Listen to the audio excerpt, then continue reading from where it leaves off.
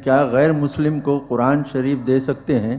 کن صورتوں اور شرائط پر کیا قرآن شریف کا ترجمہ ان کی زبان میں انہیں دیا جائے، جبکہ ہمیں قرآن شریف مکمل طہارت، پاکیزگی اور جیسا کہ حضرت عمر رضی اللہ عنہ کی بہن نے بھی بھائی کو بغیر غسل کے سورہ طٰہٰ کی آیتیں نہیں دی تھیں، کیا باوضو ہاتھ لگانے کی اجازت ہے؟ دیکھیے، مسلمان کے لیے قانون یہی ہے کہ وہ قرآن کی تلاوت کرے، وضو کرے، طہارت حاصل کرے، قبلہ رخ ہو کر بیٹھے، ادب کے ساتھ قرآن کو اپنے سامنے رکھے اور پڑھے۔ لیکن ظاہر بات ہے کہ یہ مسلمانوں پر آپ پابندی عائد کر سکتے ہیں۔ کوئی عیسائی کسی لائبریری سے قرآن کا نسخہ لے جائے اور پڑھے تو اس میں ہمارا نقصان کیا ہے؟ وہ قرآن پڑھے گا، کیا پتہ اللہ تعالیٰ اس کے دل میں ایمان پیدا کر دے۔ اب آپ اس سے ڈیمانڈ کریں کہ پہلے تم ایمان لاؤ پھر قرآن پڑھنا، تو یہ تو پھر کیسے بات آپ کی آگے بڑھے گی؟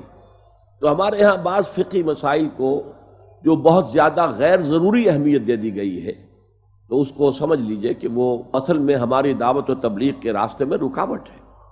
حدیث شریف میں ہے کہ علم حاصل کرنا ہر مسلمان مرد و عورت پر فرض ہے۔ ہمارے یہاں یہ حدیث زیادہ تر دنیاوی علوم کی تبلیغ کے وقت دہرائی جاتی ہے۔ میں نے بھی یہ بھی سنا ہے کہ مومن کی دین و دنیا الگ نہیں ہوتی، بالکل وہ زندگی دین کے مطابق گزارتا ہے۔ برائے کرم رہنمائی کریں کہ اس سے کون سا علم مراد ہے، دینی یا دنیاوی؟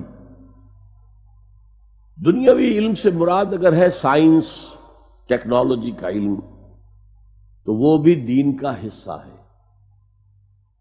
ان علوم میں you study the universe which is the creation of Allah. This is the work of Allah. And Quran is the word of Allah. تو کسی انسان کے بھی قول اور فعل میں تضاد ہو تو آپ کہتے ہیں گھٹیا آدمی۔ اللہ کے قول و فعل میں تضاد نہیں ہو سکتا۔ تو اس کائنات کی تدبیر، یدبر الامر من السماء الى الارض، کیسے یہ کائنات چل رہی ہے، یہ تدبیر خداوندی ہے، اس کی آپ نے تحقیق کی اور آپ نے علم حاصل کیا، تو یہ بھی دین کا علم ہے۔ البتہ یہ دونوں علم ساتھ ساتھ چلنے چاہیے۔ انسان کو دو آنکھیں اللہ نے دی تھی، دو علم دیے تھے۔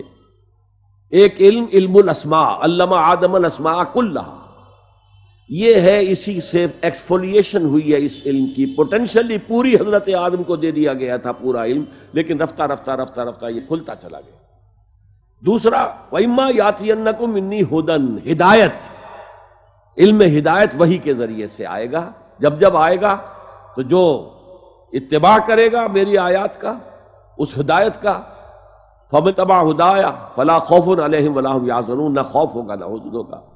وَالَّذِينَ كَفَرُوا وَكَذَّبُوا بِآيَاتِنَا أُولَٰئِكَ أَصْحَابُ النَّارِ هُمْ فِيهَا خَالِدُونَ۔ آج کی دنیا کا المیہ یہ ہے کہ ہم نے اس علم ہدایت سے آنکھ بند کر لی ہے، اور جو دنیا کا علم ہے وہ بڑھتا بڑھتا بڑھتا بڑھتا سائنس کا علم یہاں تک پہنچ گیا کہ علامہ اقبال بالکل ٹھیک کہتے ہیں کہ عروج آدم خاکی سے انجم سہمے جاتے ہیں کہ یہ ٹوٹا ہوا تارا مہ کامل نہ بن جائے۔ لیکن نتیجہ کیا نکلا؟ سائنسی تعلیمات سے ڈسٹرکٹیو ہتھیار تیار ہوئے۔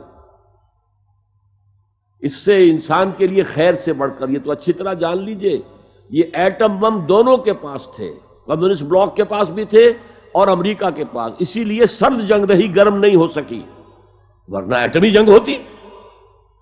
اگر جاپان میں گرائے جا سکتے تھے، روس میں کیوں نہ گرائے جاتے؟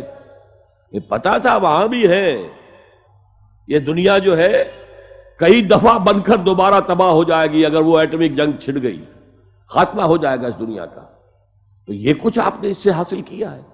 اب جو weapons of mass destruction, biological, chemical, یہ سائنس سے حاصل کر کے کس چیز کے لیے استعمال کر رہے ہو؟